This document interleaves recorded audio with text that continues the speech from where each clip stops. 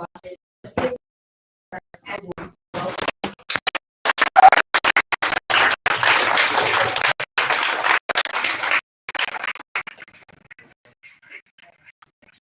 we have to turn off the sound.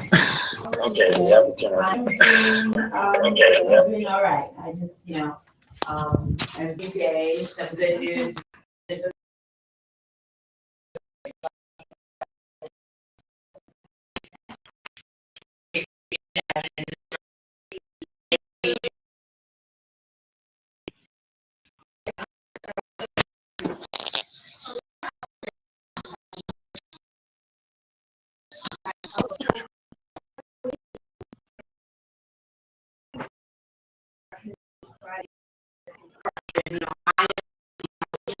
Legislator.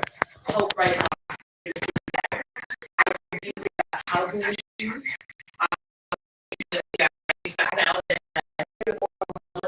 Let's say that the city building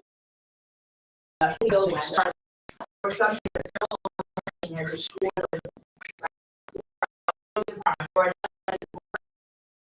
Make sure that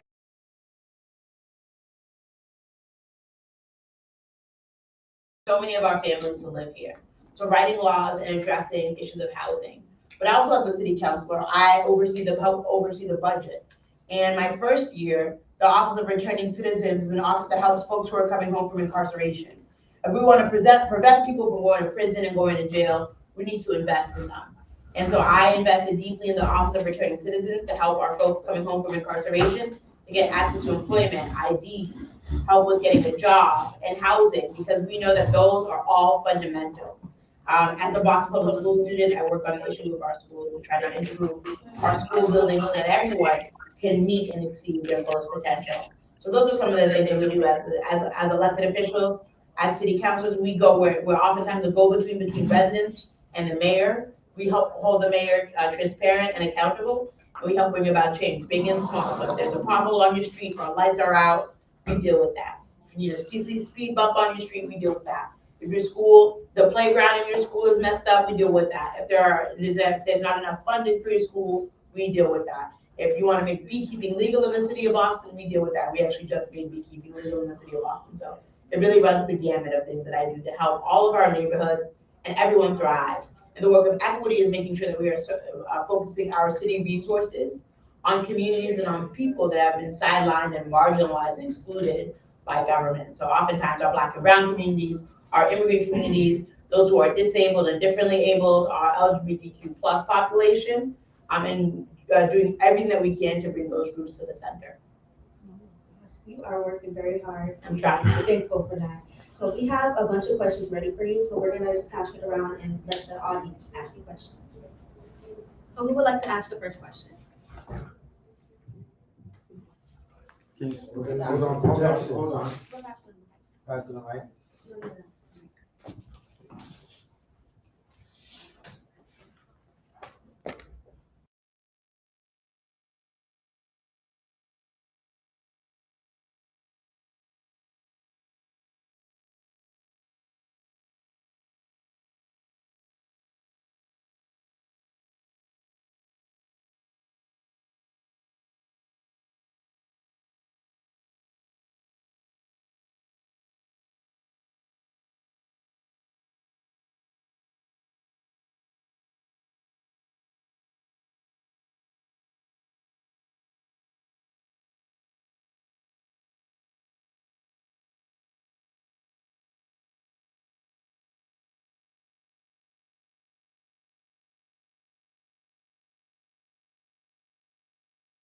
The basics, and we can't say that right now.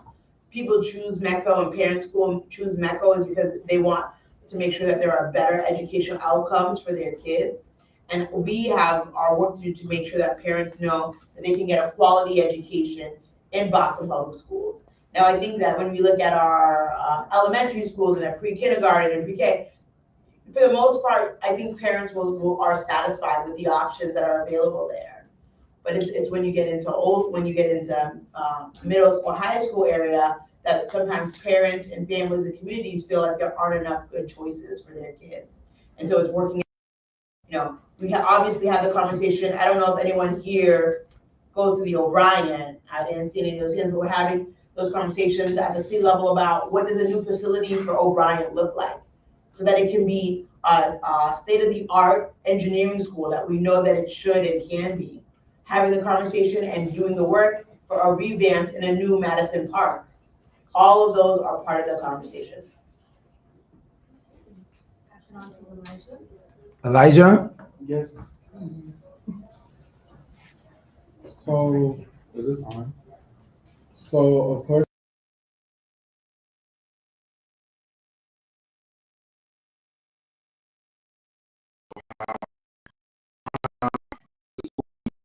to move O'Brien. They want to move O'Brien to like a different location.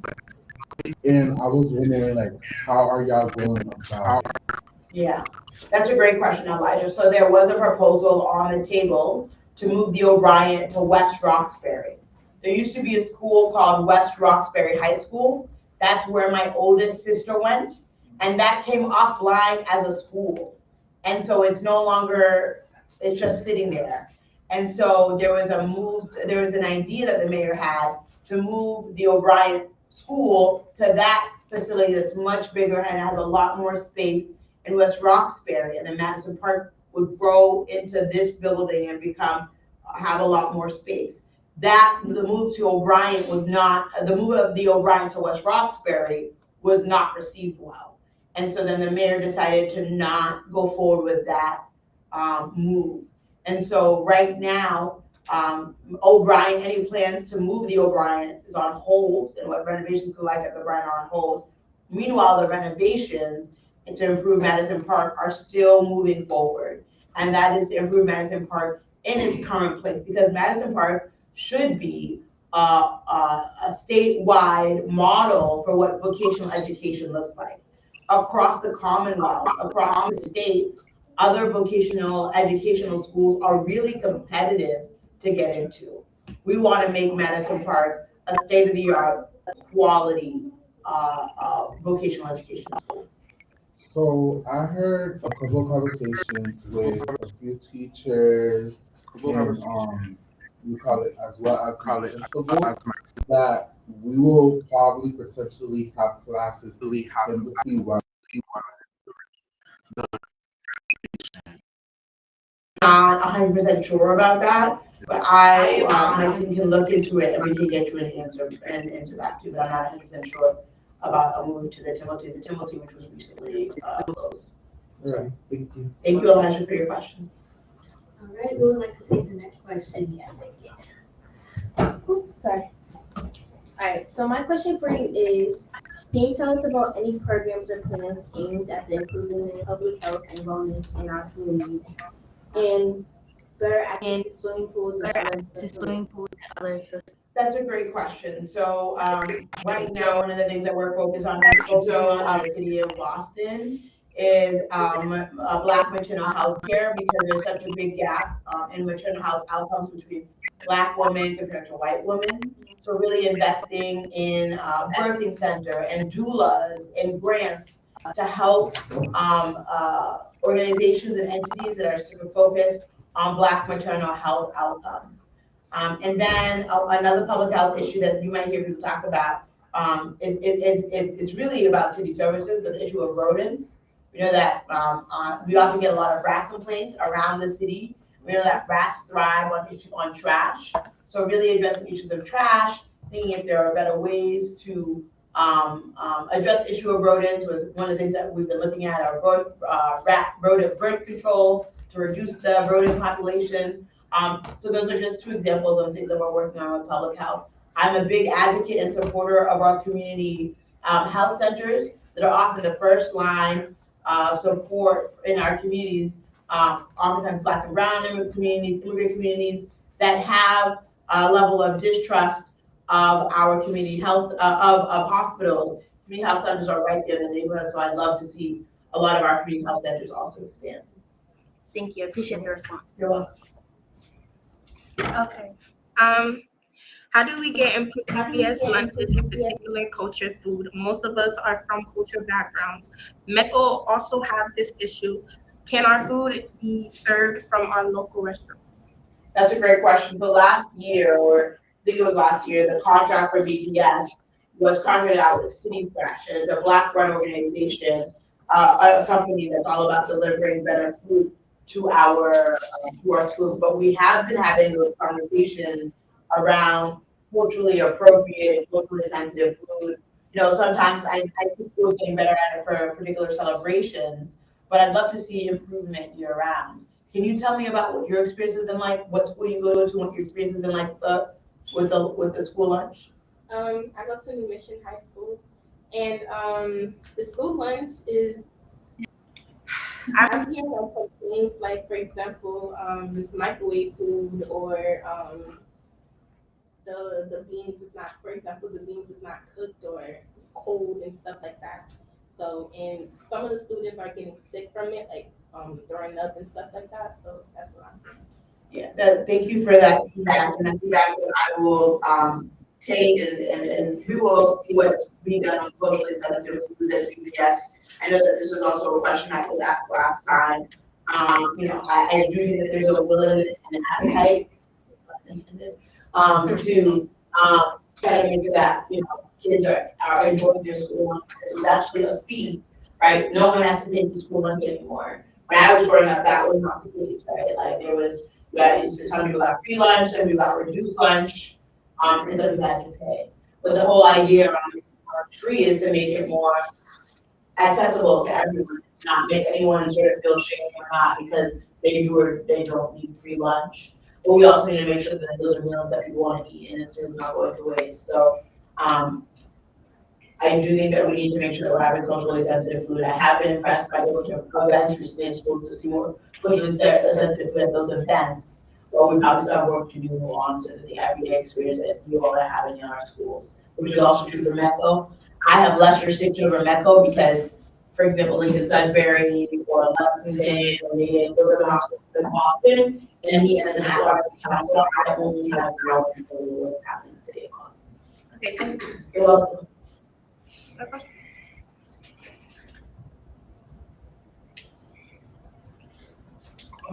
Can you share some of the specific initiatives or projects you've been working on for the betterment of our youth?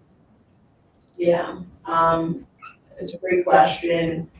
I think it's really important that we're investing in these jobs. Through the budget cycle that just finished at the end of June, we fought to add more money for these jobs. Like many of you, I had my first job when I was 14, was getting those checks. And so making sure that we are investing in jobs for our young people is important. I filed a hearing order for more guidance counselors in our schools.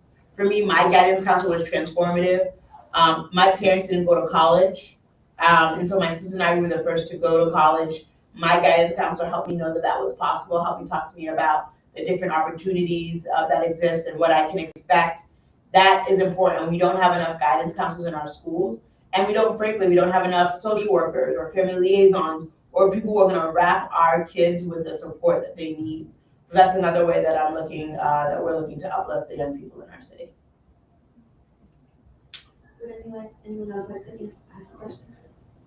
What can be done to ensure that MECO students feel more culturally supported and are moving actively in their own communities?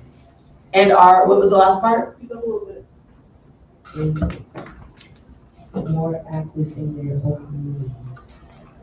I think for MECO students, it might be a bit harder just because there's so much time spent commuting to and from school that it's maybe, I can't speak, maybe other MECO students, I'd love to hear from you on what we can do. How do we make sure we get improve students into their communities or their communities on the weekends, right? There are different activities going on. And then what was the first part of the question? What can be done to make sure that MECO students feel more culturally supported? Yeah, I think that's a big issue that I often hear about for MECO students after the school. And so hopefully these schools set up supports in the form of a MECO coordinator or someone who is sitting in on the weekly senior staff meetings where they're able to advocate alongside senior management, principal at the school for the needs of the MECO student, in addition to the MECO office here in the city of Boston that works and supports our students. And I know that MECO, goes to the State House every year to request funding to further support their work.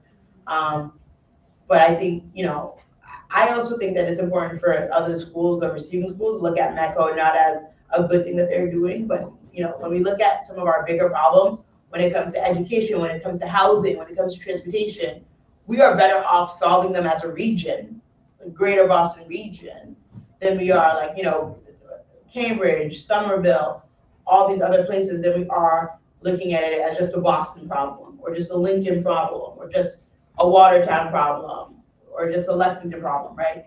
We are a region, and solving our problems regionally are really important.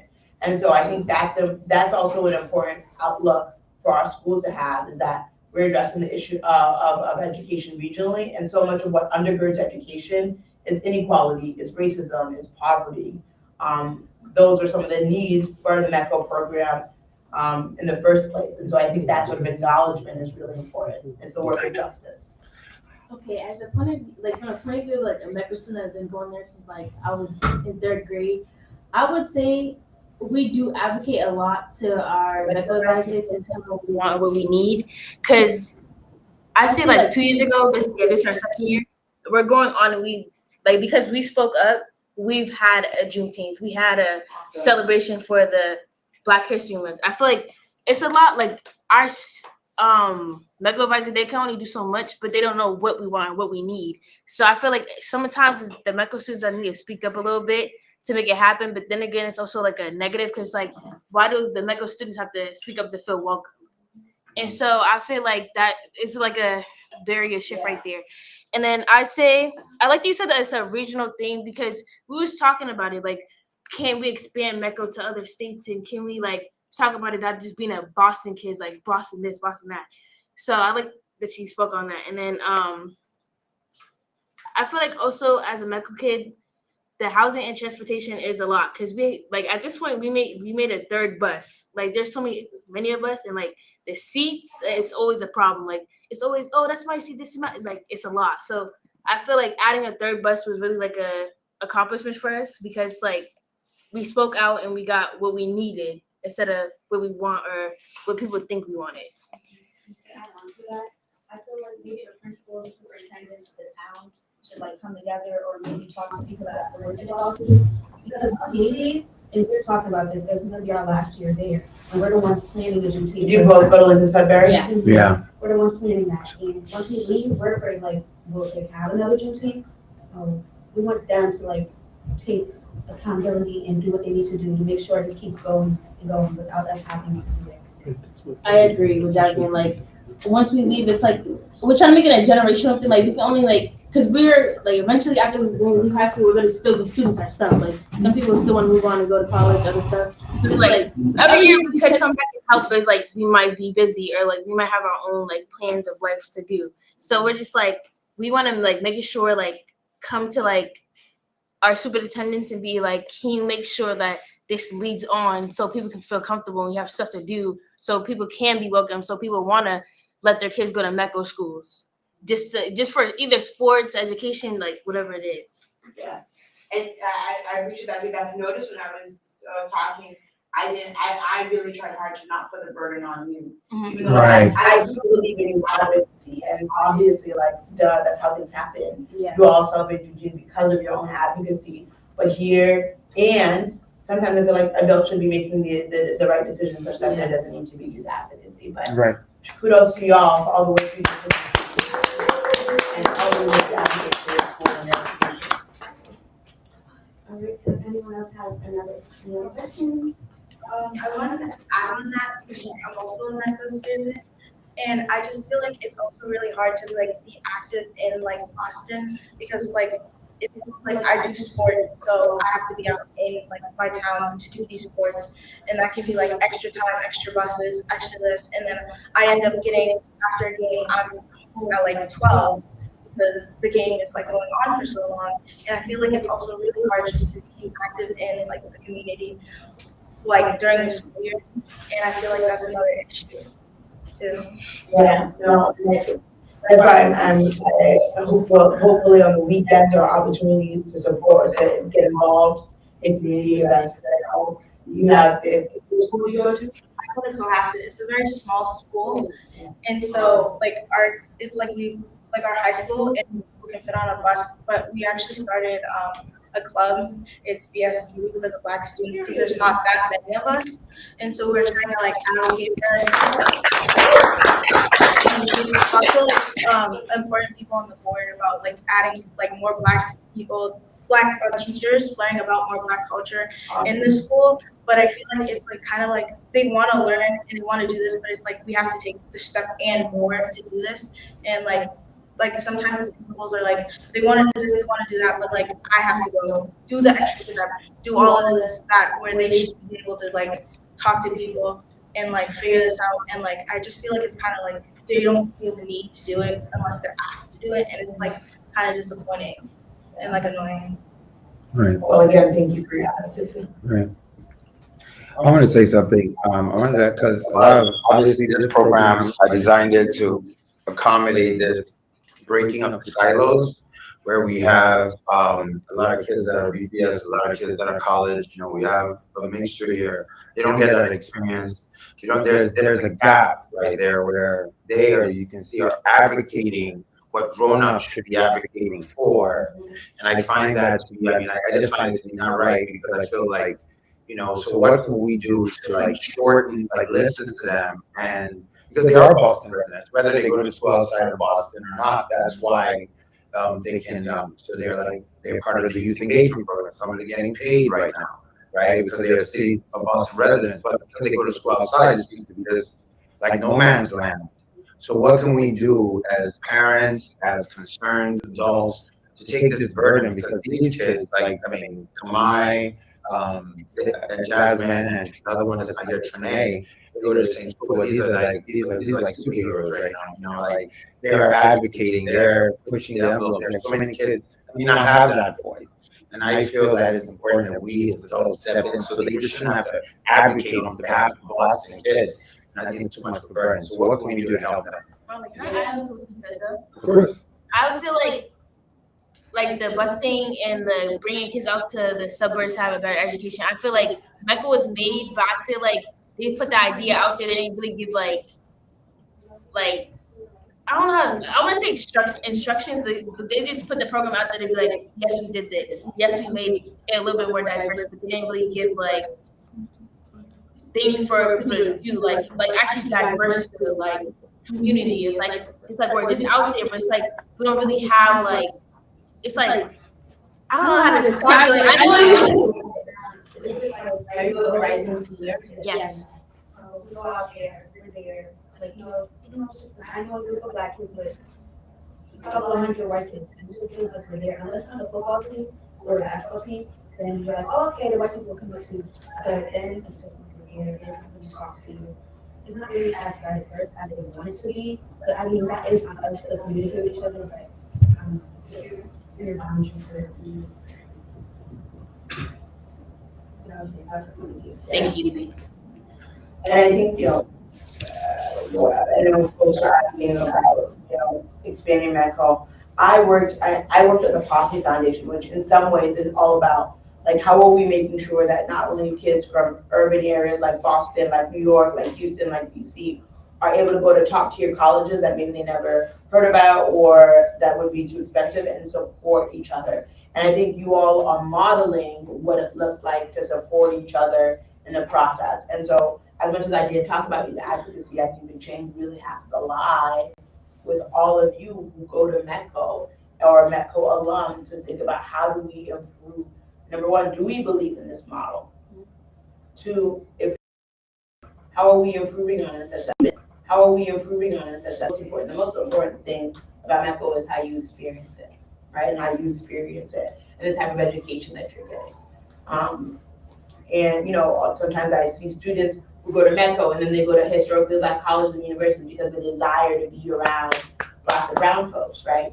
So how are we improving your experience at the school, both the teachers and the student population, so that you feel like you had a good tenure at the, during MECO at the school, such that you can go to whatever school you want afterwards, either a predominantly white institution or an HBCU, but folks aren't running for an experience where they feel like they are culturally validated because they didn't have that before.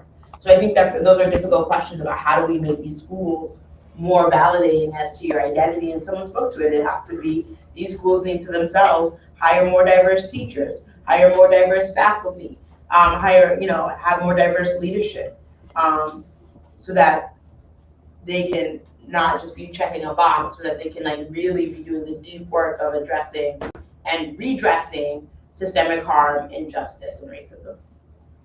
Thank you for hearing us. Any other questions? Who wants it? I saw Elijah's hand. Right, Elijah. Go ahead, Elijah. So there's like kind of like this new problem going on. So usually like the past couple of years with the water, like being like with the water bubble and everything, what I learned, what like I seen is that everyone with like new water fountains, like the ones that like are on the walls and everything, most of the students are scared to like consume the water in the water fountains because they don't know like what's in the water. And everybody thinks it's like, safer like when it's from like the water bubbler. And I was just wondering like what's like the reason why we have the water fountain when it was much more better back then when we had the water. Yes. Okay. A very good question, very specific question. My office actually looked to this issue when a parent brought us to us about potential contamination in our water streams, because those had been issues that we had been hearing about and had known were an issue. BPS had invested some resources into it as a result of money that we got from the federal government. I have not heard recent complaints. Does not mean that there's not an issue. I have not heard recent complaints, and I don't know about the switch from the water bubbler to the water fountain, but I can assume one thing, and that it is probably more economical. It's financially better to have a water fountain, just that source, instead of a water bubbler where you're replacing the bubbler. You have to replace it every time. So the water fountain, as long as there's water coming out of it, and as long as that water is clean, is more consistent, and it doesn't need to be replaced. Thank you. You're welcome. There's a question in the back. Yeah, Chris.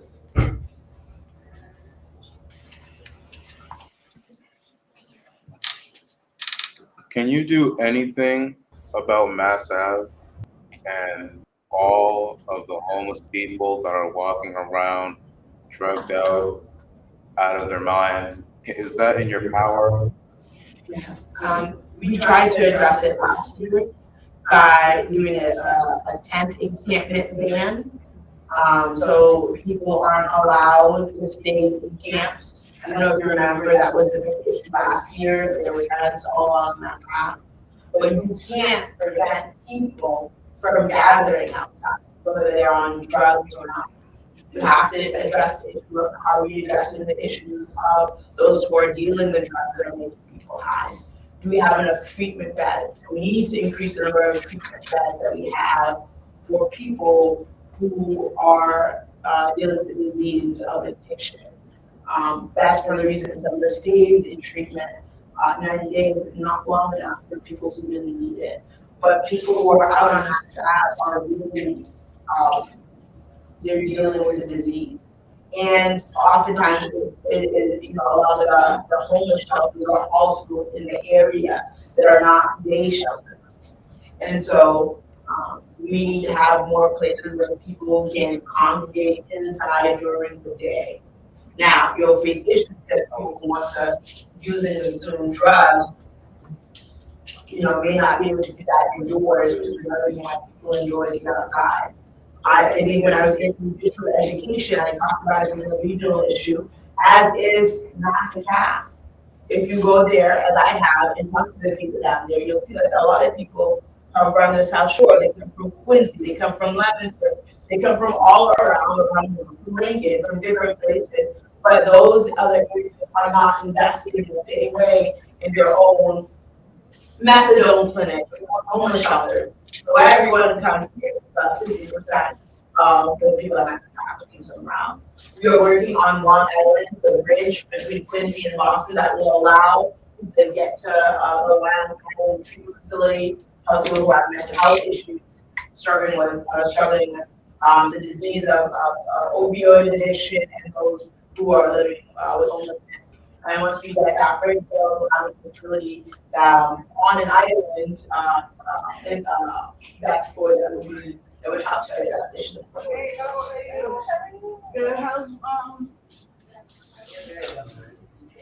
Okay, I want to do one more question that was like, if you, how do you feel about the people that live in Pakistan, Black Card, like people in the neighborhood that live for so long, moving out of Washington to go to more affordable neighborhoods like Randolph and Milton and Brockton, places like that. Well, it's not Milton, but like Brockton and places like that. Like, how do you feel like they have to move out in order to get the living that they need to live instead of being comfortable in their neighborhoods that they grew up in? We failed them quite simply when we got the lead to make a lot of people like move from Boston to Randolph or Brockton because they want to buy a home and homeownership is inaccessible, or they're trying to pay rent and they come over, pay rent here and just out of neighborhoods. We are a city with a lot of awesome, we don't do a good job of sharing the prosperity with the city. We try to building more affordable housing. We passed a rent stabilization bill to try to make it easier to prevent crazy rent increases. So I feel not great enough, and I feel like we have a lot of opportunities to build more affordable housing and affordable homeownership opportunities. It's happening. It's not happening at the pace that we would like. So much of what we want to do in the city, we can't just do just because we want. We need permission from the State House. They have to say yes or no. And there are a lot of people in the State House who are making decisions on what Boston can and can't do who don't live here, right? Because there's a State House representative from Cape Cod. There's one from Abington. There's one from Manchester by the Sea. Everywhere in the Commonwealth of Massachusetts. And they can't always agree on giving Boston what we need, such as transfer fees.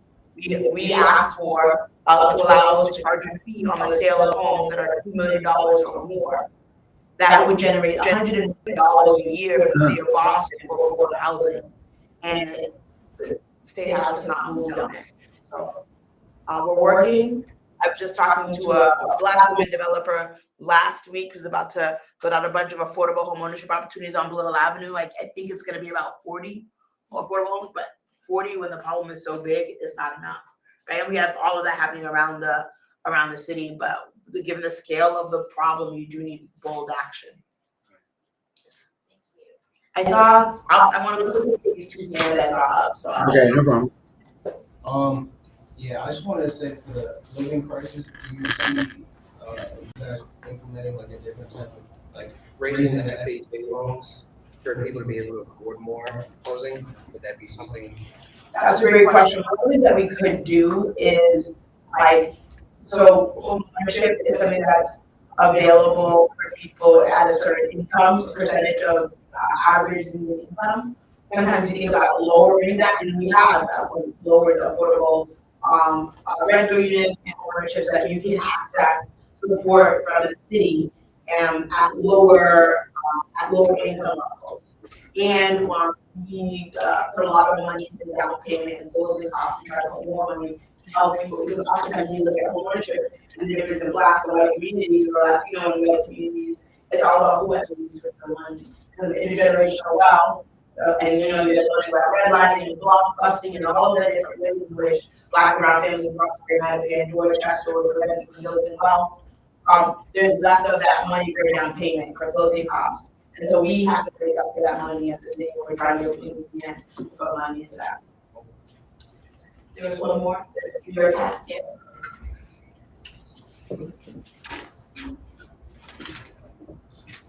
I just wanted to touch on what you said before. Like posse, like my sister does Metco, and like one of my friends got posse, but like those things are like semi-competitive like programs or like initiatives, I'd say. And I say like a lot of people like get left behind. Like I said, like me, I'm personally blessed. Like I'm first generation college student, like semi affordable college.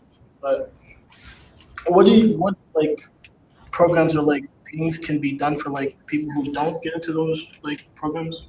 So like That's such a great question. There's things that we need to be structural so that like that Metro is a great option, right?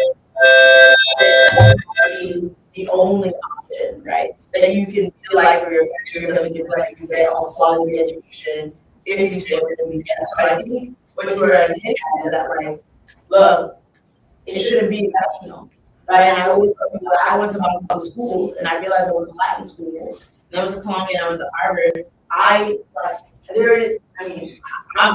pretty cool, I'm pretty dope, but there's nothing exceptional about me that my story should be the only story or one of the stories. My story at Boston Public Schools should be a story just like any other story. And that has to we have to do the deep work of structurally improving our schools. That's what's gonna get us there. And it's hard. Urban education is hard. The politics of it are hard. Addressing the deep issues are hard. But we can't shy away from the difficulty of the work.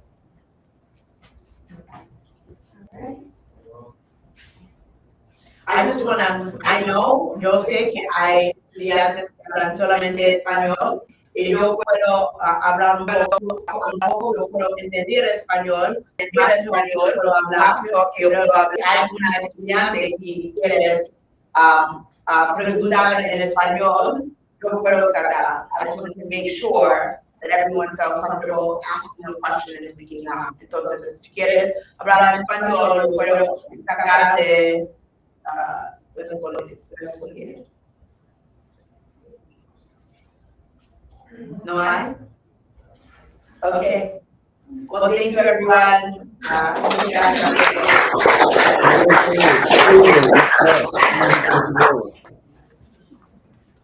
All right, let them close up the show.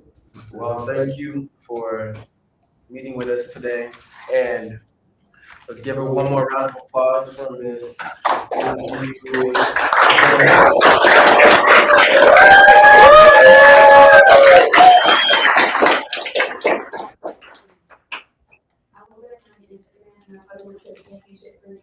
Oh, that was really great. I was talking about it this morning.